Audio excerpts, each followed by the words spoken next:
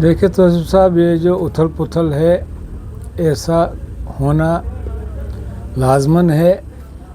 जब भी कोई बदलाव आता है तो उसमें उथल पुथल होती है, वो लोगों को उथल पुथल नज़र आती है।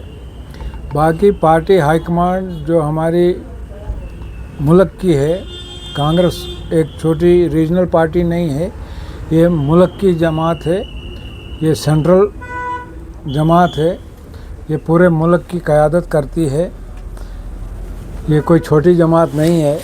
और इस जमात के पार्टी सदर जो हमारे हैं, उन्होंने जो इनिशिएटिव लिया है इस जमात को मजबूत करने के लिए, वो सराहना है। ऐसा होना चाहिए। पार्टी को अगर ग्राउंड लेवल पे मजबूत करना है तो ऐसे इक़दाम करने पड़ते हैं।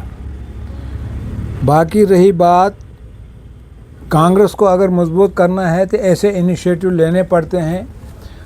जवाबदेह कुछ लोगों को बनाना पड़ता है कि किन वजूहात के बिना पर हमारी पार्टी कमज़ोर हुई है, क्या वजह रही है।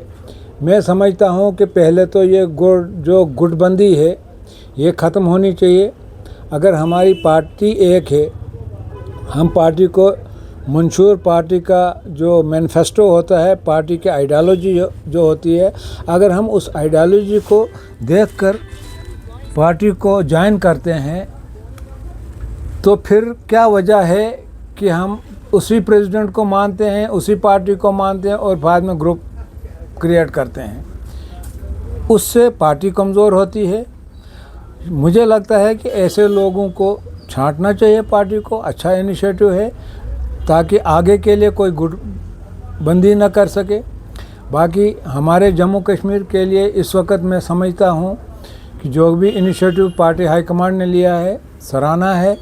और जो इस वक्त हमारे मौजूदा स्टेट प्रेसिडेंट हैं कर्रा साहब, मैं समझता हूँ कि उनका जैसा सियासतदान, उनका जैसा ज़हीन और शांत तबीयत का इंसान शायद ही पार्टी को कोई ऐसा मिलेगा जो इस वक्त जम्मू कश्मीर की पार्टी को ग्राउंड लेवल पर मजबूत कर सकते हैं। मैं समझता हूँ कि अगर उनको फ्री हैंड दिया जाए तो वो कांग्रेस को पूरे जम्मू कश्मीर में असर नौ जनाब अली ग्राउंड से मजबूत करने में सक्षम है।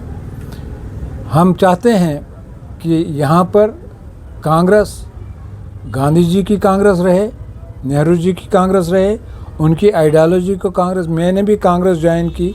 जब भी कांग्रेस का मैंने मैनिफेस्टो देखा, मैं कांग्रेस की सोच मैंने देखी, यही है कि कांग्रेस में भेदभाव नहीं है, ऊंच नीच नहीं है, रंग नस्ल नहीं है, सेकुलर जमात है और हर किसी को साथ लेकर चलने वाली जमात है।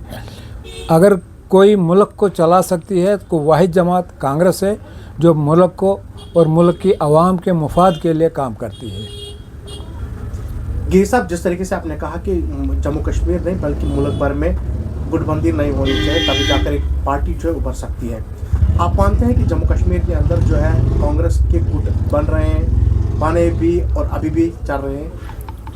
ये देखो, मैं समझता हूँ कि ये जो गुटबंदी जो है ना, जो गुट बनाते हैं ना, वो अपने ज़ाती मुफाद के लिए कहीं ना कहीं काम करते हैं।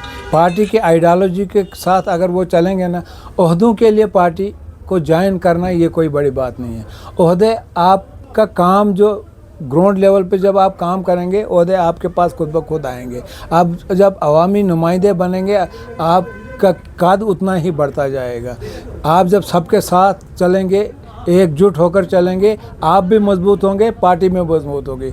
ऐसे गुटबंदी करने से न आप खुद को मजबूत कर सकते हो, न पार्टी को मजबूत कर सकते हो। इससे आपका अपना भी नुकसान होता है और पार्टी का भी नुकसान होता है। क्या आपको लगता है गिरी साहब कि आप जब कांग्रेस पार्टी ने जो आपके आला कमांड है, जो ऊपर के बैठे हुए लोग जो कांग्रेस में इस वक्त कमांड कर रहे हैं ऑल ओवर इंडिया के अंदर, जिस तरीके के इनिशिएटिव ब्लॉक लेवल पर आपके टीम पहुँच रही है, वो एनालिसिस कर रही है, क्या आपको लगता है कि आने वाले काल में इस तरीके से कांग्रेस जो है वो मजबूत होगी?